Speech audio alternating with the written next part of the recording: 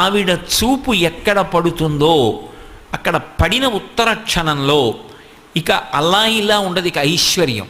అది ఉత్సాహం కానివ్వండి, సంతోషం కానివ్వండి, పూనిక కానివ్వండి, అక్కడ ఉండేటటువంటి సంపద కానివ్వండి, అవన్నీ కూడా అంత పుష్కళత్వాన్ని పొందుతాయి, అంత సంతోషంగా ఉంటుంది.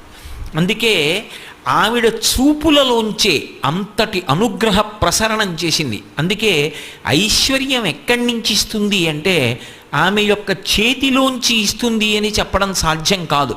అందుకే లక్ష్మీ కటాక్షము అంటూ ఉంటారు. ఆవిడ చూపు పడితే చాలు, ఒక్కసారి అలా ప్రసన్నంగా చూసిందా, ఇక అక్కడ ఎంత ఐశ్వర్యం ఏర్పడుతుంది అనేటటువంటి దాని గురించి చెప్పడం ఎవరికీ సాధ్యం కాదు. అయితే మీరు ఒక్క విషయం జ్ఞాపకం పెట్టుకోవాలి, నేను ఐశ్వర్యము ఐశ్వర్యము ఐశ్వర్యము అన్న మాట వాడుతున్నప్పుడు కేవలము నేను సంపద గురించి మాట్లాడుతున్నాను అని మీరు